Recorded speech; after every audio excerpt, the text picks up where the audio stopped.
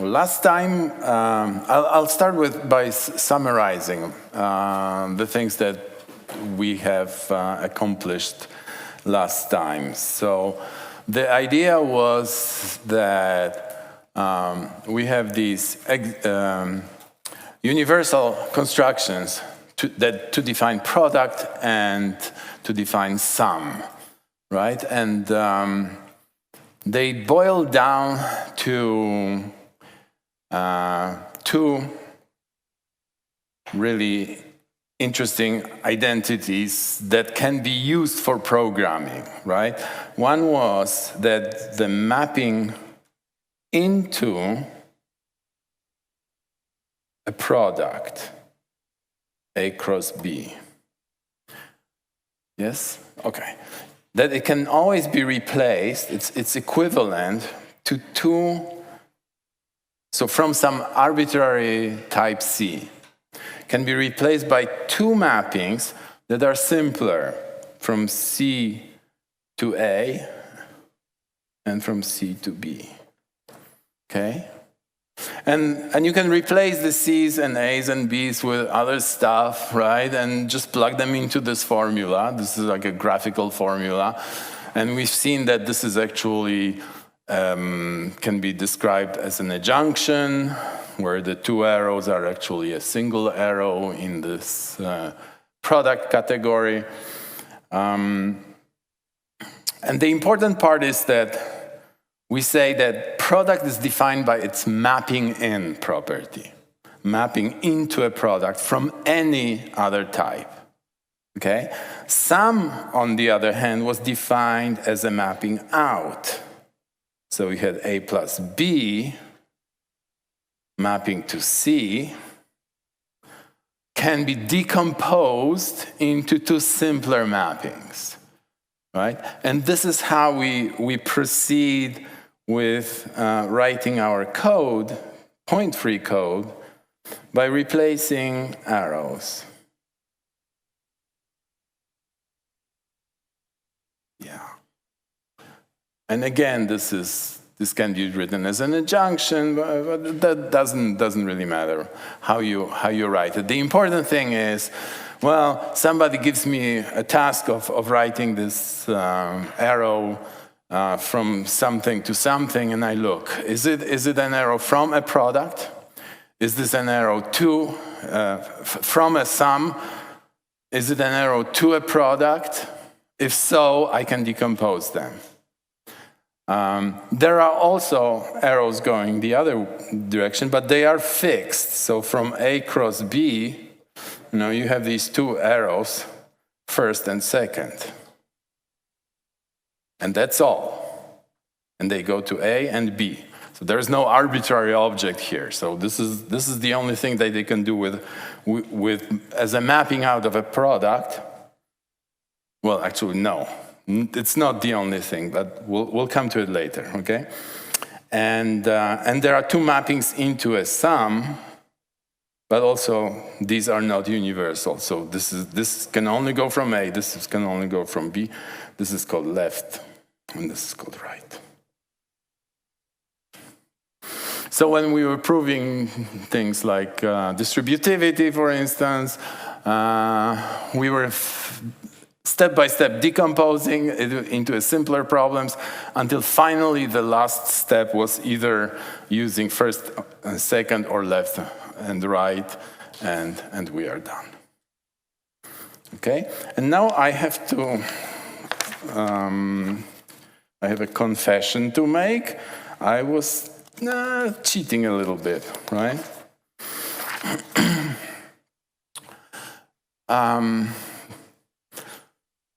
The thing is that I used the arrow to mean two different things, okay? The arrow was a mapping between types, okay? So I have type A and I have a type B. Let me draw it, A and B. And this is an arrow F. But what type is F, right? The type of F is a function type, right? It's a function. So there should be an object since objects are types and arrows are functions, there should be an object that corresponds to function type from A to B, right? There should be something, some dot here, like these are these dots. There should be a dot that is marked by F, A to B, right? I mean, F is a member of this dot, or is like element of this dot, right? But this dot corresponds to a type function from A to B. Zoom out a little bit so that you see okay. Easier. Yeah, okay, good. So there should be a dot that has a marking A to B, right? How do we construct this? And the thing is that in Haskell, we don't really, we use the same arrow for all of the things, and I will still be using the same arrow to signify both things, a mapping between two types and the type of a mapping, right? A subtle distinction. But it becomes really important when you try to define what I'm going to talk about next, namely function objects, right? So function objects, I said there are, sum is defined by mapping out, product is defined by mapping in. Is there a way to figure out mapping out of a product? Okay? And it turns out that yes, mapping out of a product can be used to define a function type. Okay? So in these funny little symbols that signify a junction, like you remember, like product was right adjoint to delta and was right adjoint to sum, right? There is the new adjunction which says that product is actually left adjoint to function type. Okay? What does it mean? It means that you can replace a function that goes from A cross B to an arbitrary C by a function that goes from A to B to C. Okay? And this is now this object that we are defining. And I'm using the same arrow, of course, but this is really a type of arrows from B to C. And it's defined by this identity. And then the function that goes from left to right is called, and we should know, it's called curry. Right? So what's the signature of this function? Well, it takes a function from A cross B to C, all right, and produces a function that goes from A to a function from B to C, right? Everybody recognizes this, right? I mean, we are all Haskell programmers. And there is, of course, and so I mean, the definition of curry is sort of trivial, This is if this is our H, curry of H, right, equals, what would we say, lambda A.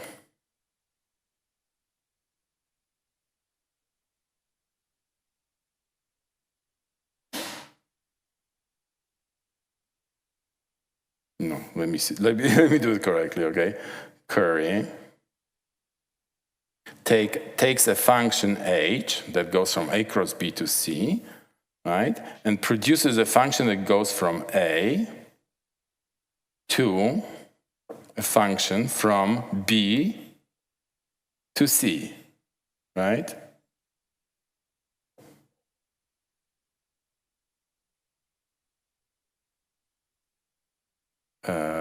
A, B, right? I use cross here, but it's a comma, right? So there is another function uncurry, right, that goes the opposite direction. And they are the inverse of each other, right? So we have a very similar situation as previously with all these adjunctions, arrows on the right are mapped into arrows on the left, And this is even simpler because it's still in the same category. Okay? So now we use this, we tried to prove distributivity one way, and it was easy because it was a mapping out of a sum and a mapping into a product. So we knew how to do this just by definition, sum and product. But the mapping the other way goes kind of the wrong way, right? So if we do distributivity from B plus C times A, we want to find a function that will go to B times A plus C times A. You see what the problem is, right? The problem is it's a mapping out of a product, mapping into a sum. So our previous constructions were not good enough to do this. And in a category in which you don't have function types, you can't really write a function like this. You cannot write and construct an arrow like this. But now we are equipped with a new tool, which is currying, right? And we can say, okay, this is a mapping out of a product, out of a product. So we can actually do this. So using our diagrammatical language,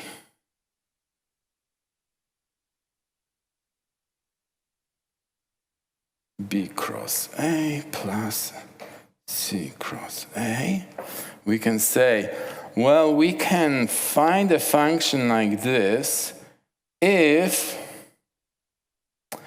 we can find a function from B plus C to A arrow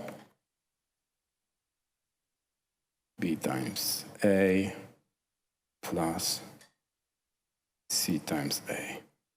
Yeah? Correct? So to go from here to here, which one would we use? This is mapping out of a product.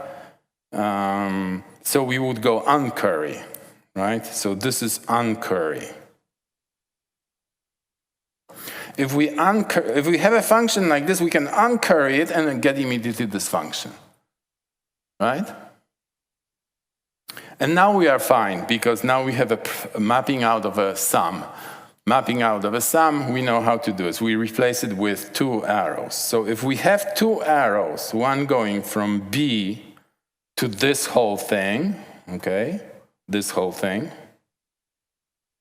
and another mapping that goes from C to this whole thing, then we can combine these two mappings to get one mapping out of a sum. Right? And the thing we used to combine the function was called either. Right? Now we look separately at these two arrows. Okay, so an arrow from B to a function type. Okay, now we can use curry the other way, right? We can say, well, a function from B to this function type can be rewritten as a function from B cross A, right? So I'm moving this A now as a product. So look, I mean, keep looking at this diagram, right? This is the arrow here. This is the arrow here. This is my B plus C. So I'm taking this argument and moving it here. Okay, so I'm going from B cross A to B cross A plus C cross A. So that's the curry curry of this guy will give me this arrow. Right? And curry of this guy will give me this arrow. So this guy goes from C cross A, right? I'm currying this to the same B cross A plus C cross A, right? And now that's simple. This is called left, right? This is left. I'm just injecting into a coproduct or in the sum, right? And this one is just right, okay? Okay, so undoing this, now the other way around, okay? So I take left, I curry it. So I'm saying curry left. Here, okay, put parentheses. Here I'm taking right and currying it. So this is curry right. And so I get these two arrows, and now I'm applying either to them. Right? To get this arrow. And finally, I'm uncurrying this whole thing.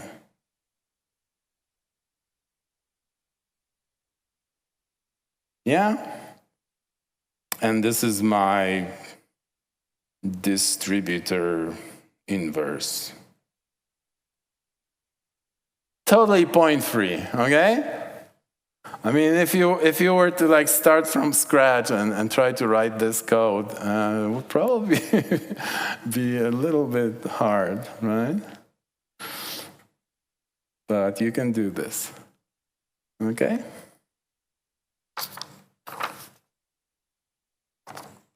Any questions about this?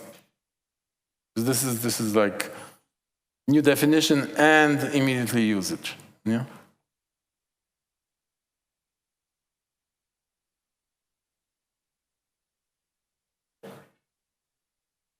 I can't hear you. Do we write the type for curry left? Curry left. Okay, what is the type? What is the type of curry left?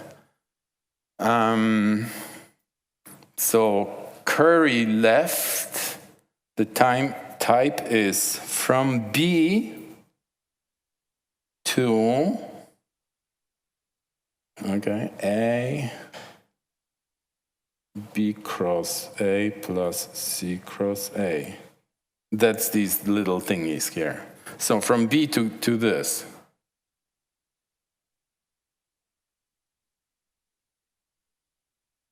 I mean, the types are always written here, right? As targets of arrows and sources of arrows. So curry left in this case would be this. Yes?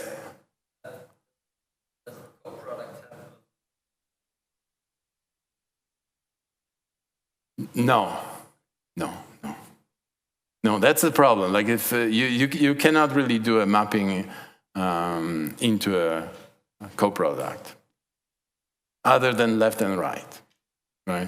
But there's no general formula. Yes? What's the delta? Oh, that was this diagonal functor. There was a functor that was going from the category C to the category C cross C. That was duplicating, so it's producing C, comma C. Right? And it's a functor. I mean, I showed this last time. Okay, any other questions? Oh, yeah, okay, yeah. So we've got the action products to applicate cross, and from cross to power or house arrow code. Yeah, function type, yeah. Yes. Does this also work? Does this also work for reals? Or at least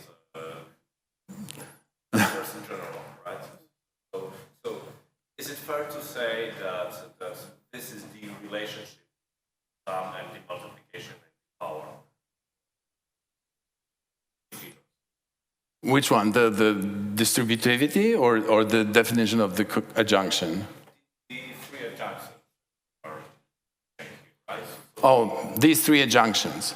Yeah? Or rather, those in the top of right? So we've got coproduct. So I would presume that's sum for integers. Oh, the very top. Yeah. Yeah, the very top. This is like either in Haskell, right? And the right-hand side is pair. Yeah. But if I wanted to explain how multiplication works to myself, can I formally use that?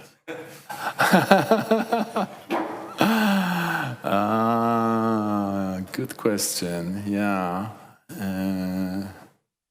I mean, it has all the properties that you want from addition and multiplication and exponentiation. So, by the way, this function type sometimes is called an exponent because it behaves really like an exponent. You can do a lot of like interesting algebra with this. Like a function from a to b is written as b to the power of a. And if you think about it, yeah, it makes sense. Like if A and B have a limited number of elements, then the number of functions from A to B is actually B to the power of A, right? Okay. So I don't really have an answer for your question. Yes.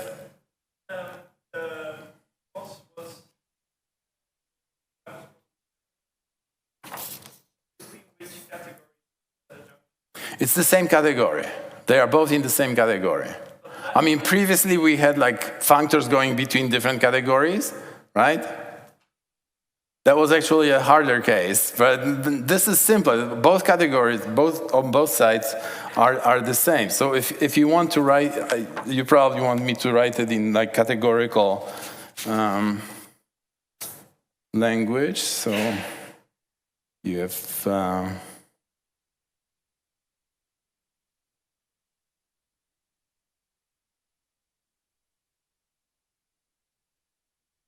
Or c to the power of b, if you want.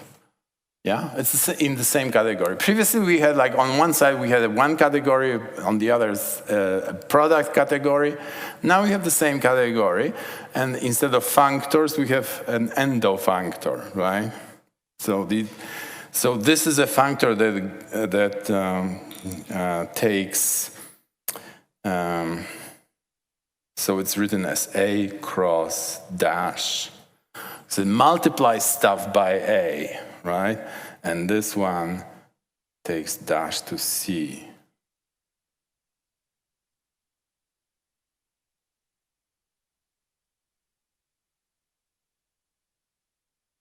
Yeah, no, wrong. Okay, this one this is a functor that dash cross b. Yeah, no, it was okay. Yeah, a cross dash. So if you act with this on b, okay, well, you can figure it out, right? This cross functor is a different cross functor. It's the same. Oh, that's what you're meaning. Yes. Yeah, before we defined this as going from a, yeah. No, this is a functor. Okay, so cross was a bifunctor, right? Of two arguments.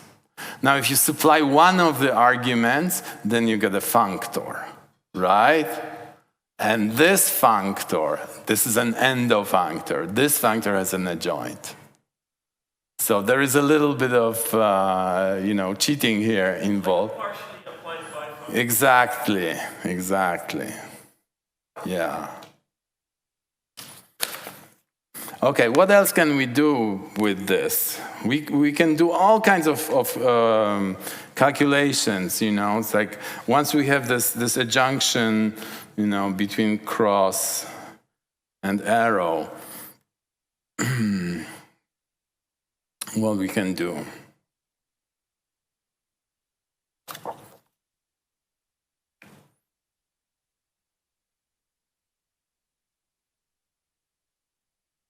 Okay, where was I? I don't want to get lost here. Functoriality, right? Okay, functoriality on arrows. That's an interesting thing. Whoops! I have instead of writing on paper, I wrote on this. Okay.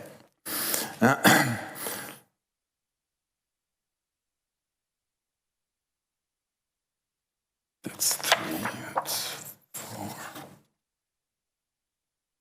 That's...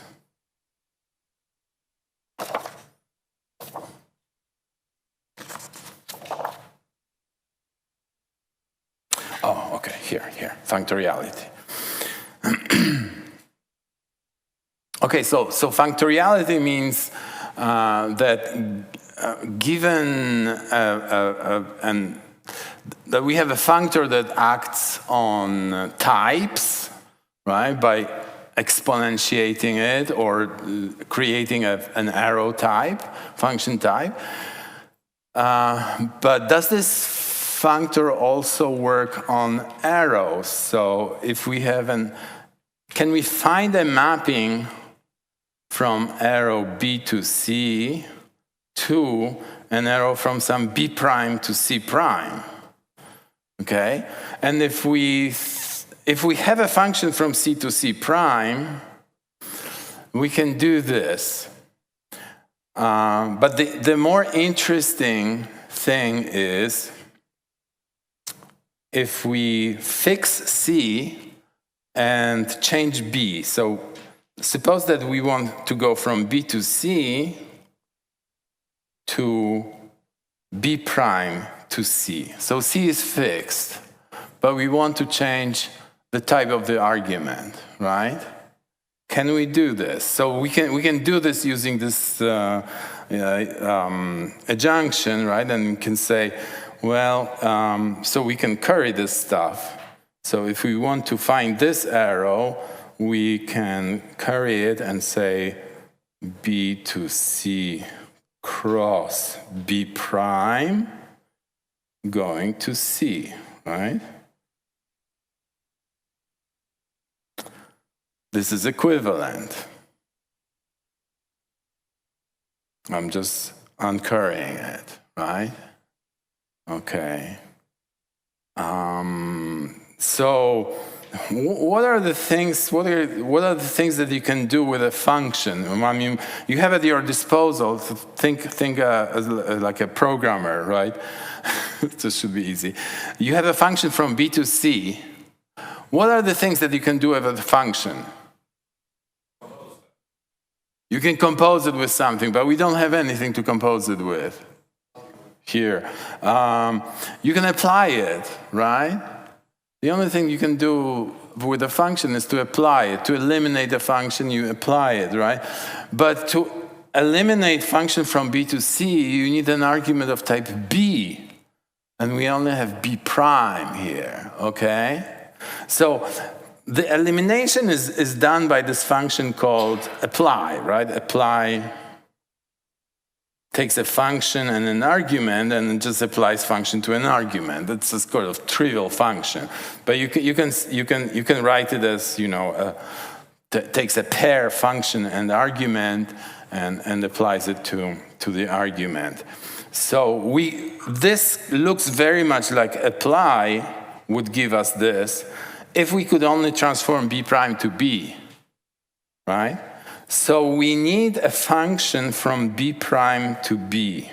We need some kind of f that goes from B prime to B, and then we can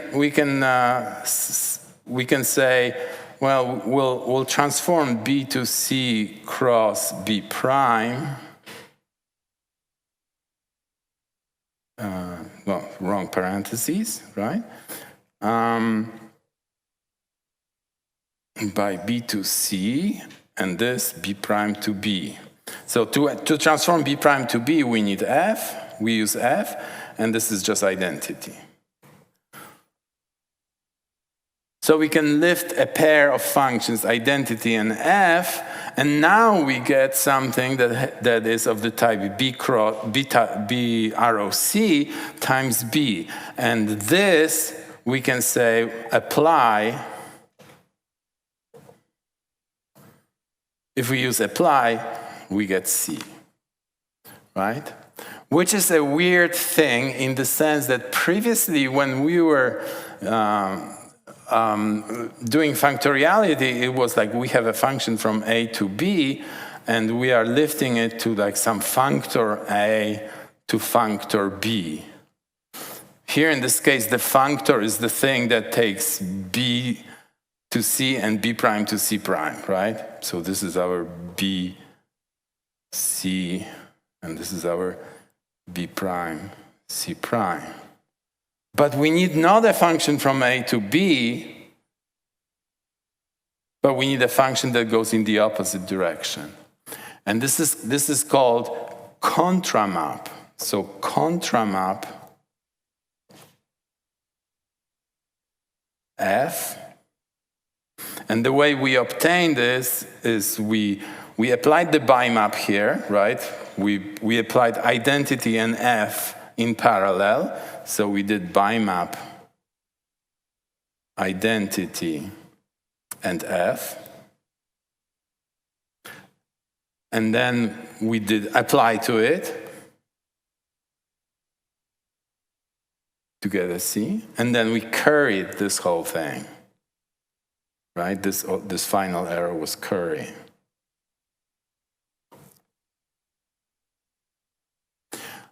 So here you have another example in which just like juggling the arrows, we got a point-free expression for contramap. It just means that this functor that takes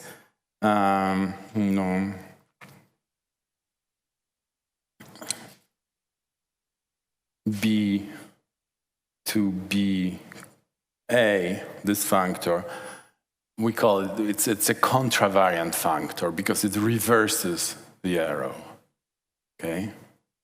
You could do the same with the second argument, like fixing the first argument and keeping the second argument, and you would find out that it's like a regular covariant functor. It just maps arrows to arrows, right? But this one reverses arrows, so it's a funny thing.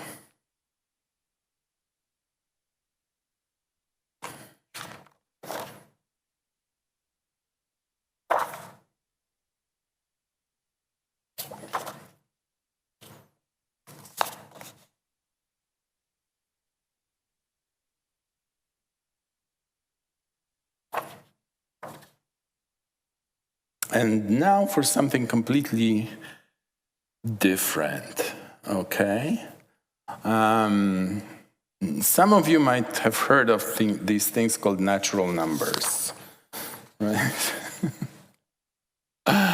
These are actually data types that have very interesting properties, right? It's like if we wanted to define, we have to define everything from scratch. And in fact, we have to like identify in our category, where are the natural numbers? Like which object is the object of natural numbers, right? So we have to figure out what are the properties of that are interesting to us as far as natural numbers go, right? So the interesting thing is that there is one natural number called 0, where everything starts, right? And given any natural number, you can increment it to get the next number. So these are called the introduction rules for natural numbers, right? That we have 0 and we have successor. Successor is like adding 1 to it, right? So we could write it using arrows. So this is the object of natural numbers. This is the terminal object. And remember, terminal object is used for picking elements. So this will just pick one element from the object of natural number, and we'll call this arrow, we call this 0, right? Or Z, right? It picks the 0 in the natural number. But then there is this arrow successor, and unlike in these previous diagrams, right, this one actually goes in a circle, right? This is the successor. It maps natural numbers to natural numbers, right? It just, if you give me a number n, I'll give you n plus 1, right? So this is a definition that sort of eats its own tail, right? So this is a recursive definition, right?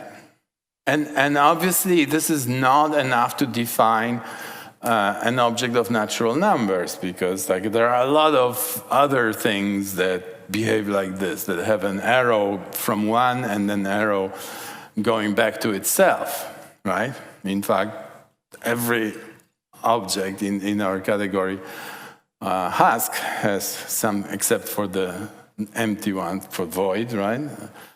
Everyone has these two arrows. So what makes it natural numbers? And what makes it natural numbers would be, well, some kind of universal property, right? So since natural, so I mean, we can translate this into a Haskell definition. Data nat equals, it's either Z or successor of nat.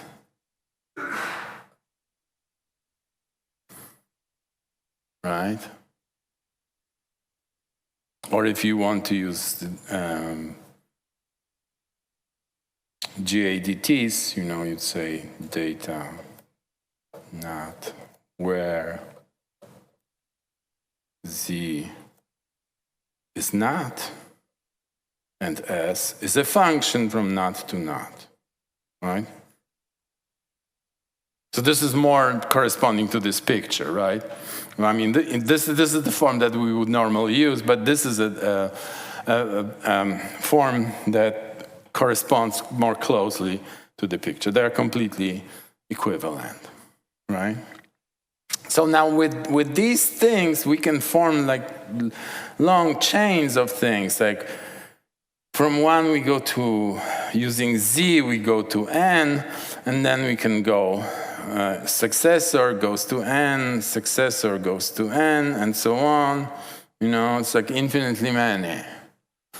That's the idea, you know, find me the largest number, you know, give me the largest number and I'll just add one to it and I win, right? This is the game that kids play, yeah. And because you can compose these arrows, right, you can say, well, if I compose S after Z, I'll call this arrow 1, okay? And it's equal S after Z. And there's another arrow here that's called 2. You can give them names, right? They correspond to successive natural numbers, right? So since this is, so if you look at this is a sum type, right? This is, the vertical bar means we are summing these two things. This is either Z or S naught. So since this is a sum type, we probably want to like do a mapping out of it, right? We want to define mapping out of nat to an arbitrary type. That will be our universal construction. Can we define this? Okay, so let's write this again. What would it mean?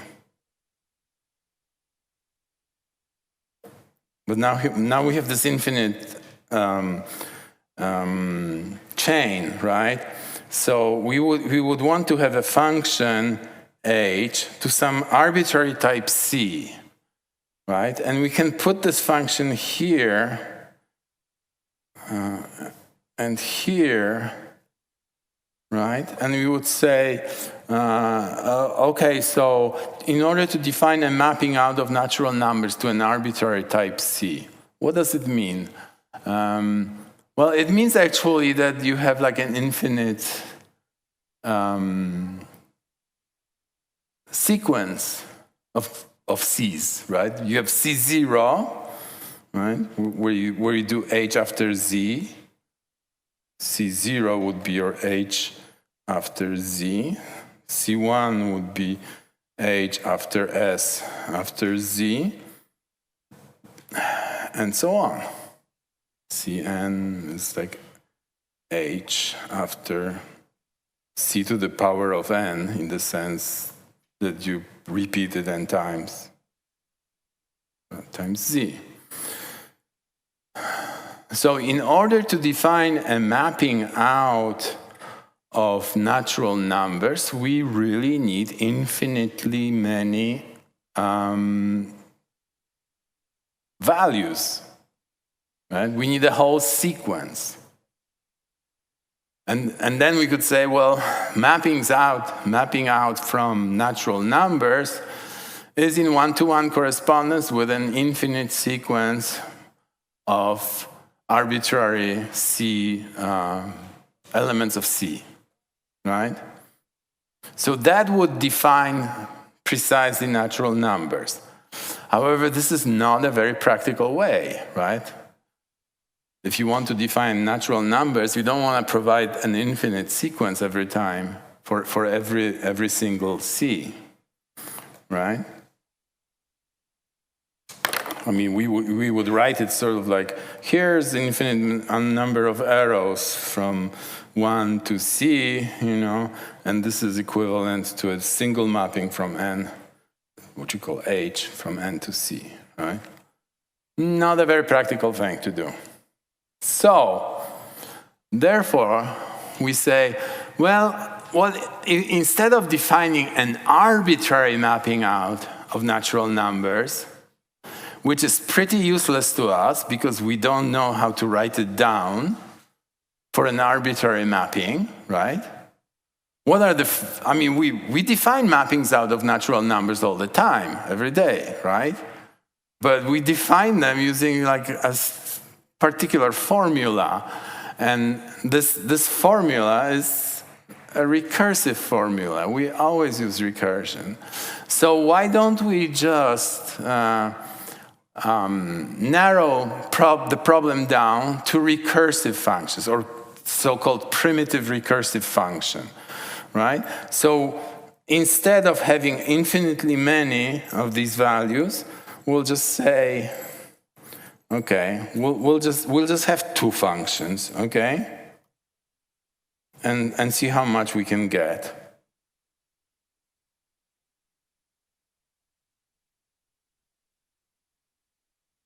So the first function, so mapping out from N to arbitrary C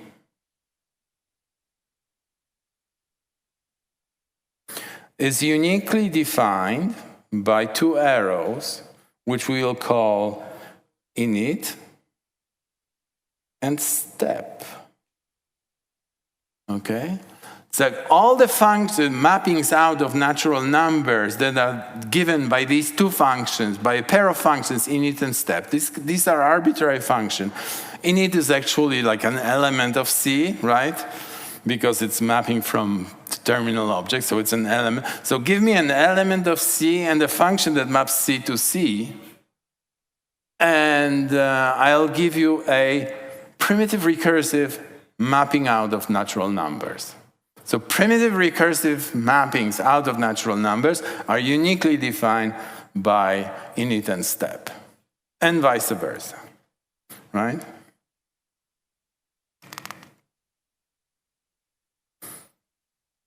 So just by reading this diagram, I mean, this diagram is supposed to commute, right? All these definitions have like both paths should be the same. So we have one path, H after Z, yeah, should be equal to init, and the other one says H after S, here, this way, should give the same thing as step after H. Okay? And this definition makes sense because step is applied to like one less number than the previous one, right? And this mapping from these two functions, from init and step, to a mapping out of natural numbers is called a recursor. So let's define a recursor. Paper, yeah. Okay. So a recursor, what would it be? It's a function that takes the initial element, C, right, of type C, and a mapping from C to C. Maybe I should put this picture back in, right? Which we call step, and gives us this H, which is a mapping from NAT to C. Okay? And of course, we have to define it recursively. So, I mean, recursion is defined by recursion here. So, rec takes init of type C, so this is this guy, and takes step, C to C, right? And defines a function that takes natural number. And there are two kinds of natural numbers, right? There is case,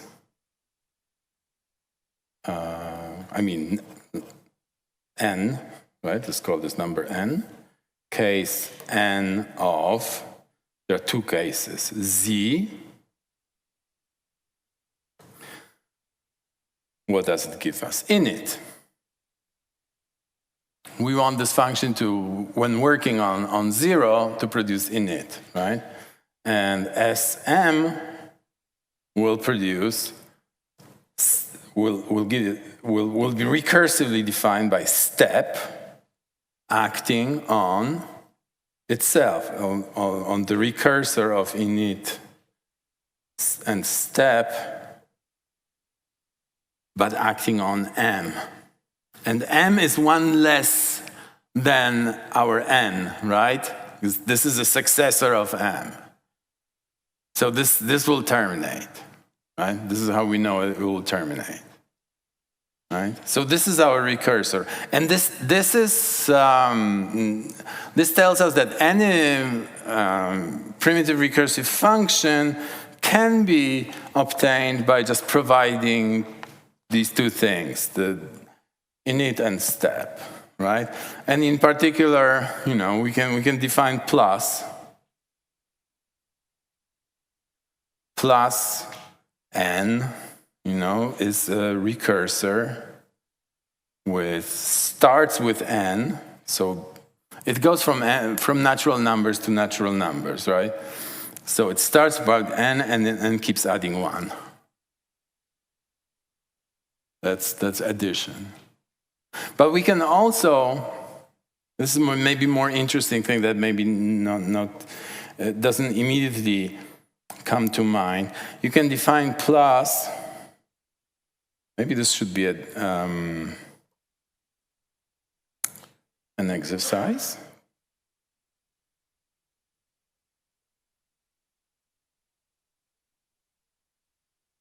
So I'm sort of like using the current version of this and saying, well, plus is really a thing that takes a NAT to a function from NAT to NAT, right? I can parenthesize these things or not. And I can say, okay, so what would be the init? Now remember, this is our C. This is our type C. It's type C. It goes from not to not. C itself is a function type, okay? So if we want to define plus as a recursor acting on what our init would be. Identity, right? It's a function from not to not, right? It's an identity on not. You can always annotate it. It's an identity on not. But step takes a function, okay?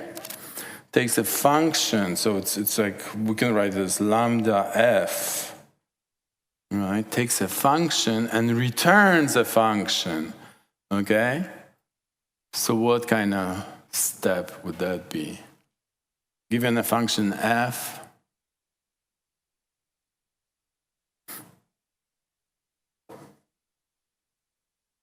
okay? I mean, you don't need this. It's just a function that applies f and then increments, right? Yeah. Yeah. Should be the other way around, right?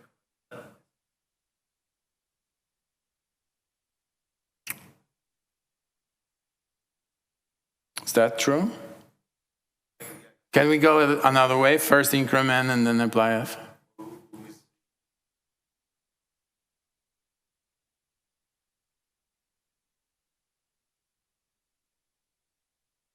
What do you think? First increment and then apply f.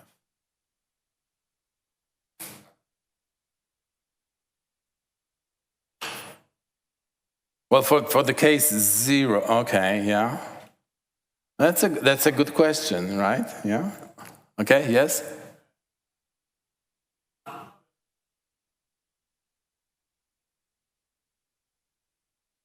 Okay, good question, yeah.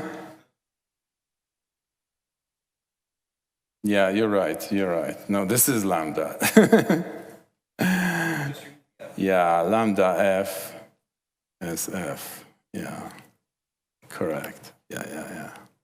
I got it ahead of myself because what I have in my notes is step equals, step on f equals sf, yeah. Okay, should we take a break or should we continue and then, what time is it? Do you want a break? Or we can continue for another half hour, or we can take a break and then come back. Yeah? Okay. One person said, let's have a break.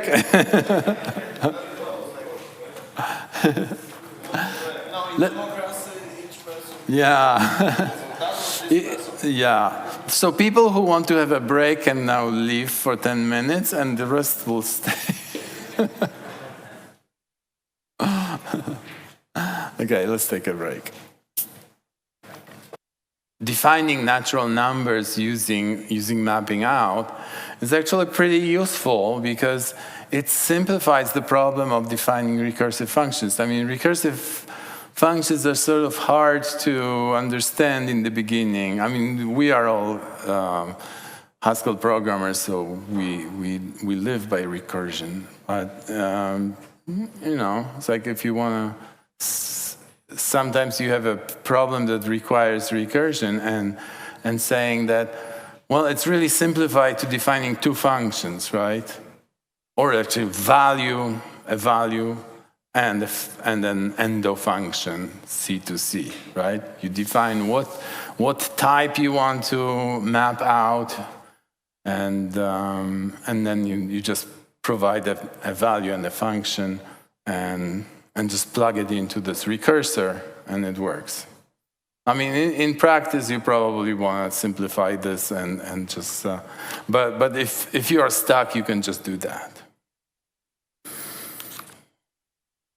So there are other interesting recursive data types, right? Maybe we can apply the same methodology to them, right? Let's look at the list, right? So how is list defined? It's a recursive data type. It's a little bit more complex than natural numbers, but the idea is pretty much the same. So, the definition of the list, let's say we take a list of A, right? Should I define it using, I'll define it using GADTs, because that's easier to translate into category theory, right? So you have to define an empty list, and you have to define cons, right? So we say nil is a list of A. That's our empty list, and then we have cons. And we can curry this stuff or uncurry it. Depends like what we want to do with this. I'll just do an uncurried version. So I'll say, given a product of A and list of A, head and tail, right? It produces a new list of A. So I want to deal with products and mappings out of products and so on. So this is our cons. So diagrammatically, we would say, okay, so first of all, we have a product of A times list A. So A times list A, right? So of course, since this is a product, we automatically get first that will produce A, and second that will produce list of A. Okay, so we can decompose this pair, this product, into its components. Now, this cons, right? That's a different arrow that goes from this product to list A. Okay, so one arrow is second. That's sort of trivial arrow, the projection, but there is the non-trivial arrow that we call cons, right? And it goes into LA. And finally, nil, of course, is an arrow that goes from the terminal object, and just picks one element of the type list A, right? So I could have written this as a singleton going to list A. It's equivalent, right? Okay, I guess this is done.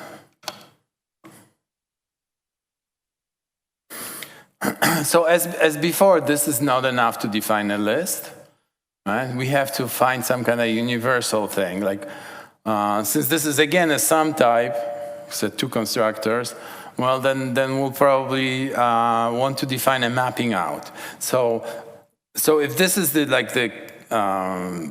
introduction form, then we are defining elimination form, how to eliminate a list. If you have a list, how to eliminate it and turn it into something different, like some arbitrary type C, right? So I'm going to rewrite this diagram, and so that I can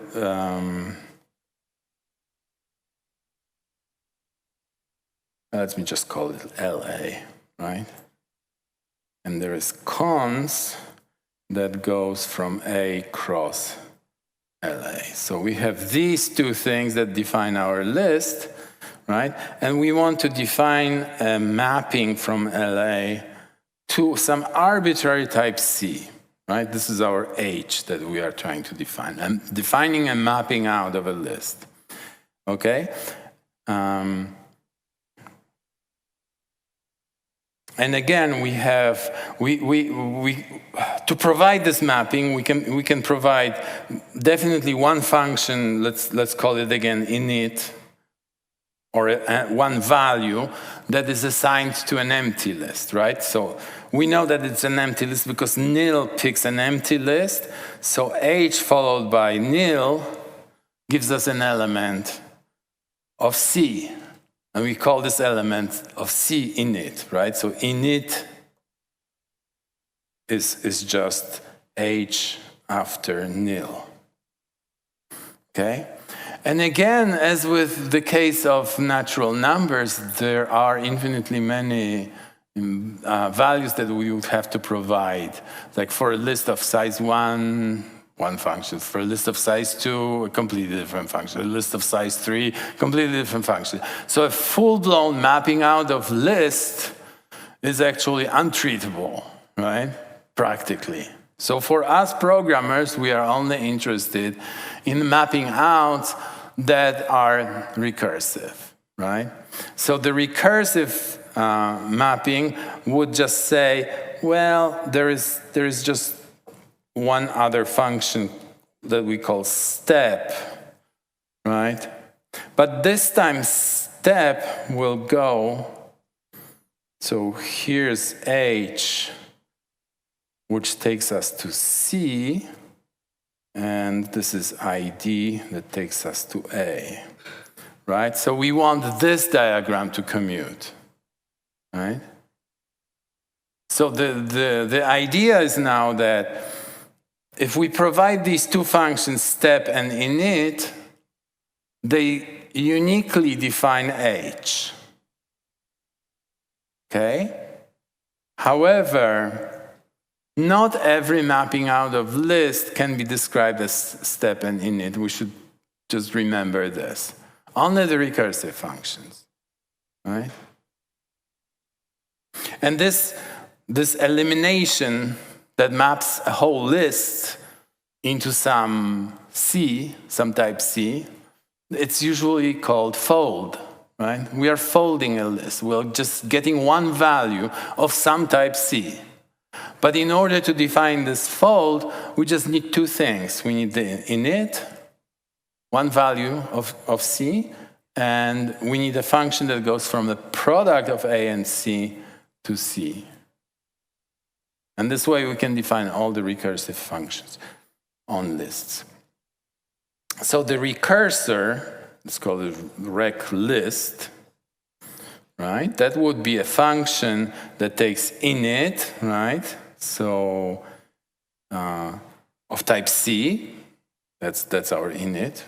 Let me write it in parallel. Rec list init, and it takes this function step. And step has the signature A cross C to C, right? And you might recognize it's like these are two arguments to fold right for left, right? And it produces a mapping out of a list, so from list A or list A to C. And so it takes a list, right? So it's lambda. I'll do it like slowly, right? So it's a list of A's, right? And we do case analysis. Case A's off, right? And we have only two possible lists. Empty, which will obviously be init, right? And a list that is a cons of some A and A's, right? And we will just apply step to it. Step A. And recursive call, right? So here rec list of init step of, I give them the same name. I mean, they won't mind, right? The compiler will not mind. Maybe it's not the best practice to reuse names, but Yeah, but obviously this ace is shorter than our original ace, right? So this terminates, eventually gets to nil, and it works. All right. So what are the things that we can do with this? Okay, just like before, you know, we are interested. Well, is a list a functor? What does it mean? Is there a functoriality, right, that we can define? So functoriality would mean that we have a function f from a, let's say, you know, a to b, and we want to find a mapping from list of A to list of B, right? So we just redraw this picture, but with, so this is practical way of evaluating. Our C now is LB, okay? So we redraw this diagram, A times LA, but we replace C with LB. So here we have A cross LB, right?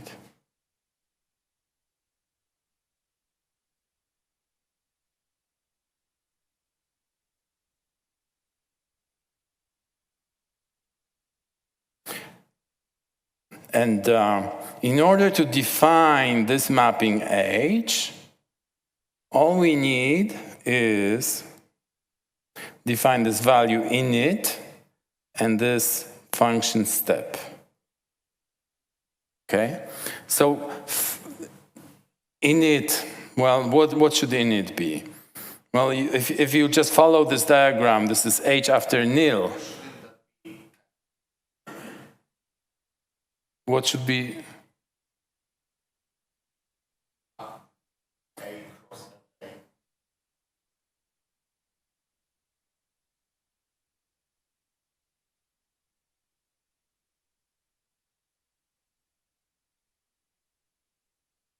Okay, I just took this diagram and replaced C with LB, right? The bottom right says LB.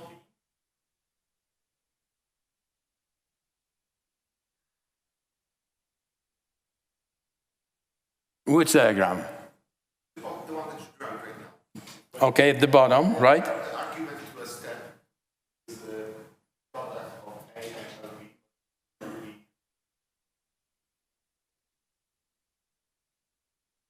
Just now step is like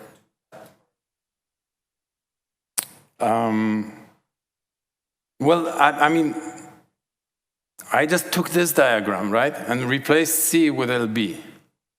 I'm not replacing A with anything. This is ID, right? This is fixed. So what is fixed is this ID, there is const, there is nil, right? And I'm trying to find H that would satisfy this diagram in which C is replaced with LB, because I want to find a mapping from LA to LB, right? So my C is LB, right? I mean, it's just a replacement. I'm replacing this C with LB. That's all. Everything else stays the same. Okay? So this is A, this is not B. It's given by ID. Right?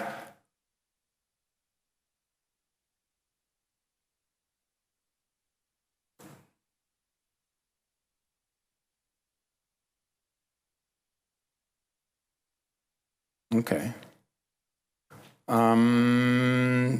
So this function H, we'll call this map or f map, f, because it takes this function f that we started with, f from AB, and it produces a mapping from list of A to list of B.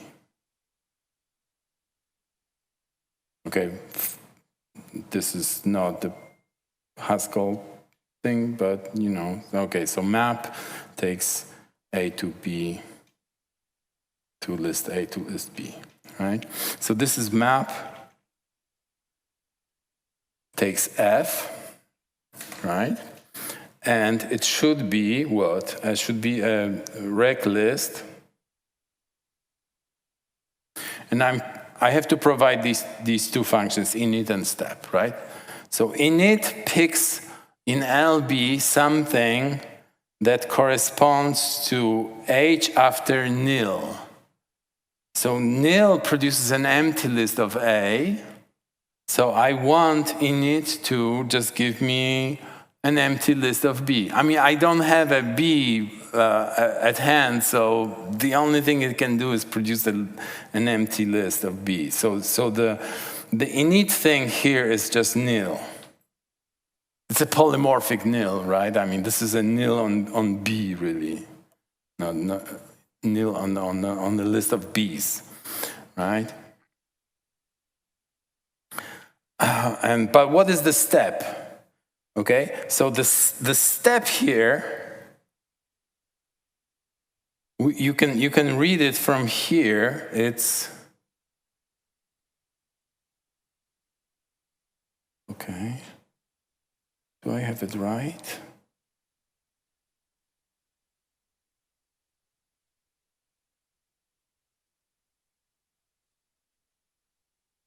No, I have it wrong. Okay, so this is something that we have to think about, right?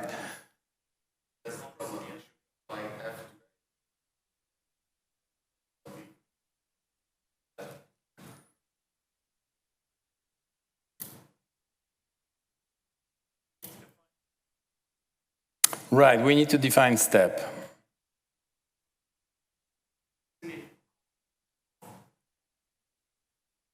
So you're saying cons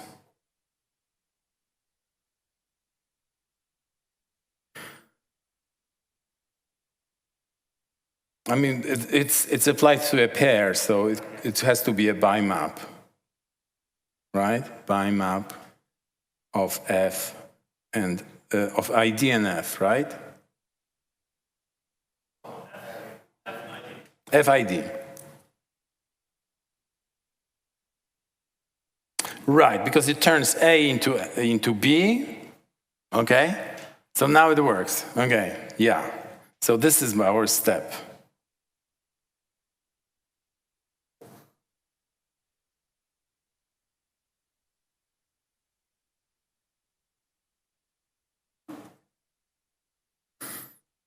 Okay, so this is how we can do these things with lists. Yeah?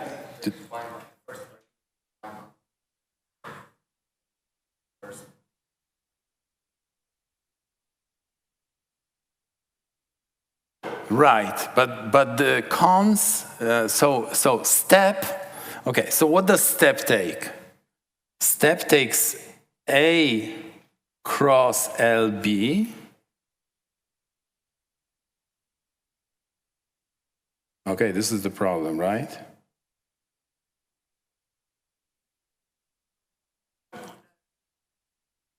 It's okay? A cross LB to LB. To LB. So it applies F to A, gives me B, doesn't change LB, right? So bimap FID will change this into B cross LB. And then cons will produce an LB. All right. By the same logic, we can say that that's of B. Yes, this is a different cons, yes. Right. Yeah? Now we should also prove that the square. Yeah, we should prove that the square commutes.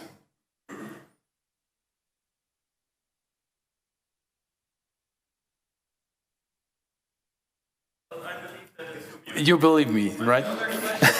Well, my follow-up question is that if by accident that goes in second also, right? Yes, And yes, also, right. how do we know we actually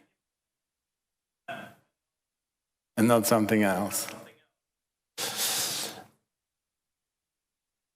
Right. And in fact, there are many functions that go from LA to LB, right? And this is just one of them. Okay? It's true. It's true. The other function that go from LA to LB, they are as good as this one, except that they don't define functoriality. Because functoriality is that there is an additional thing that I didn't talk about, obviously, right? But a functor should preserve identity and composition. So if you try to define map using some other formula, it will violate one of these rules.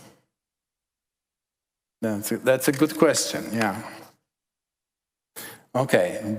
How are we on time? Maybe I'll just mention things. Okay, so you can go and define all kinds of recursive data structures using this methodology, right? I mean, you can define a tree, for instance. A tree that has values in the leaves, right? So a tree like this would be a diagram, a tree of A's, right? That would be a diagram that produces TA, that's called leaf, right? So leaf now doesn't go from 1, it goes from A to LA. Produces a leaf tree, like the simplest leaf tree, right? And if we want to define a mapping out H, right, to some C, we would define it by a function that we could also call leaf. You know, this is the function that takes A to C, right? And the other thing is node, right? Node takes two trees. So it takes a pair, TA cross TB, right? And produces TA cross TA, same A, produces TA, right? And the mapping out of this, again, only recursive mappings are involved, right? Because arbitrary mappings can be much more complicated, you know. We would have here H cross H would produce us C cross C, right? C cross C. So this is our step in the previous picture. Here we can, let's call it combine, right? And this diagram really can be generalized to like all the kind of foldable trees. If C is a monoid, then this would be a monoid multiplication, let's say, and so on. It's like if you want to traverse a tree and produce a single value, then you have to have a way of combining values that you obtain from subtrees, and for assigning a value to a leaf, right? So these two things you need. So a recursor for a tree would take this function leaf, A to C, right? So this is rec tree of leaf. So leaf is a function from A to C, and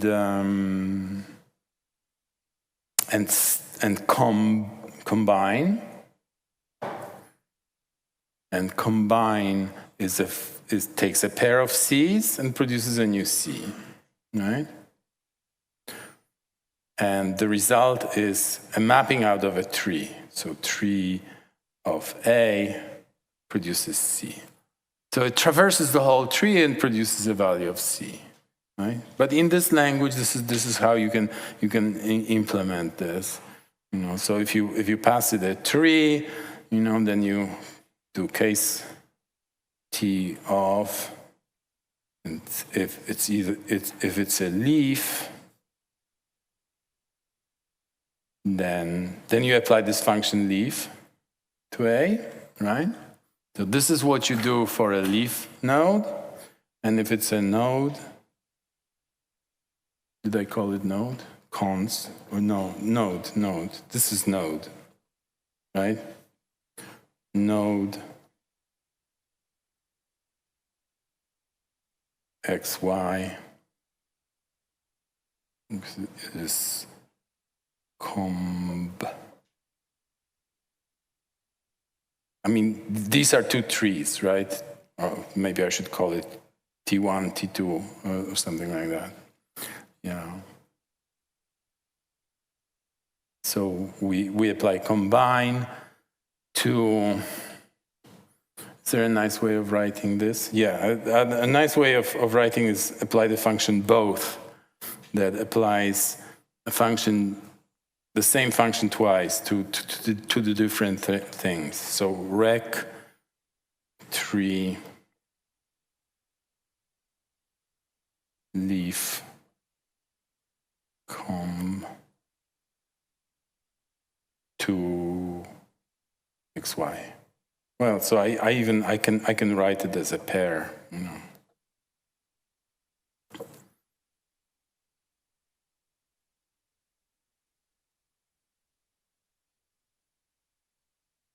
So this is a pair, right? This is a pair of trees, P. Node takes a pair of trees, the child trees, right? So, and applies this function to both children, the recursive function. So it obtains a C from left and C from right, and then combines them into a single C. Right?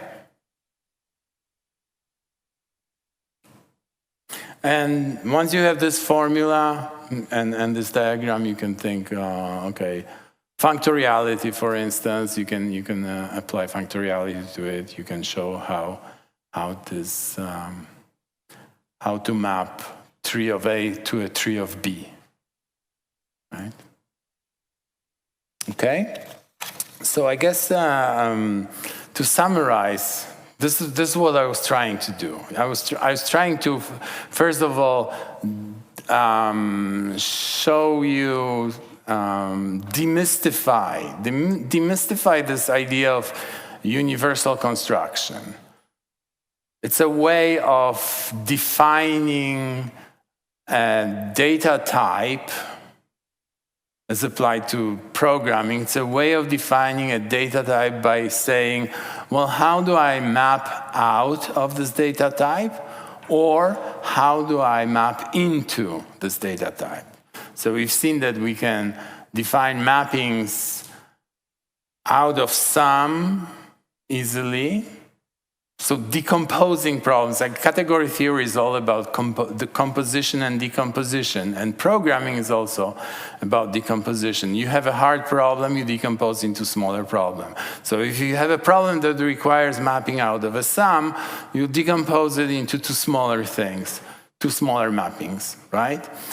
Same with a product, the mapping into a product, you decompose into two simpler ones. With product, you can do more because you can also replace mapping out of a product with a curried version of it, right? And this goes on. You can apply the same idea to recursive functions, to recursive data types. It gets a little bit more complicated because for recursive data types, you only can define a subset of functions that are, reasonable to write as a program, right? A program has a finite number of lines of code, right? So this is why we use recursion, okay? And I try to demystify this idea of junctions. It's like a junction. It's like people think it's a categorical thing that's extremely complicated, but it's like matching arrows. This arrow is equivalent to this arrow or this pair of arrows, and so on. So that's how you do this. Okay. So, question. On the slide, the universal construction. Right. But I abandoned this idea, right? I abandoned this idea when I started doing recursive things, because there is a hand waving involved there. Because if you want to define all mappings out, then that would be impractical. So you just define certain subsets of mappings out. The folds. Yes? But I mean, the folds define algebra. Yes. Universal construction, which we've already seen, the initial object. Yes. Yeah. And in fact, all these, I think all these universal constructions can be described as finding either initial or terminal object in a particular category. You have to define like a category in which this makes sense. But yes. And the algebras and co-algebras, yeah, they have the same kind of construction. Yeah. Okay. Any other questions? Yes? We have used universal construction. Because that is terminal object.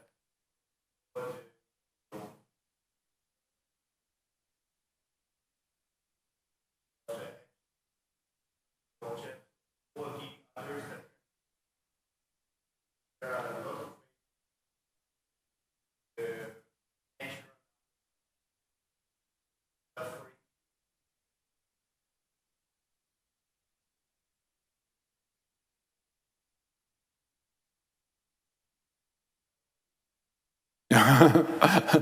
Okay, I cannot really repeat this thing for the recording because it's long, but essentially, yeah.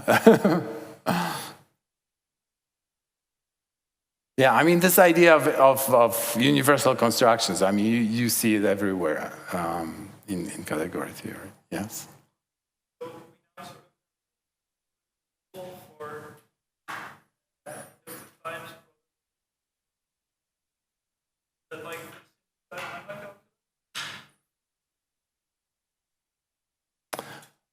So does this define simply typed lambda calculus?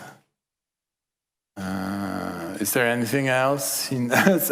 So like we define all algebraic data types and essentially recursive data types follow, right?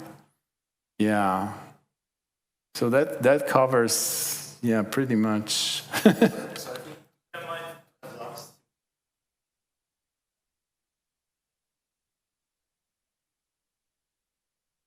Yeah. So we have to have hours.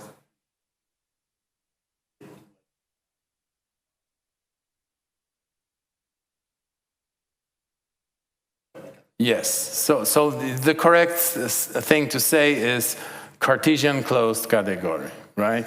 Yeah. Cartesian closed category in which we have, well, actually bi-Cartesian closed category. This is the full statement. Bi-Cartesian means that we have a Cartesian product and also Cartesian sum, the co-product, the either thing, right? And then we have for like lambda calculus, maybe it's not. Case analysis, yeah. Yeah.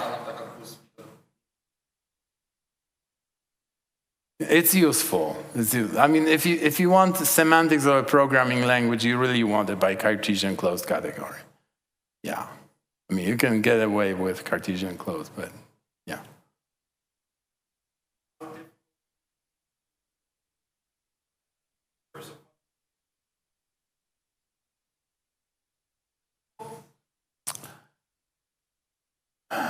So polymorphic functions, yeah, polymorphic functions.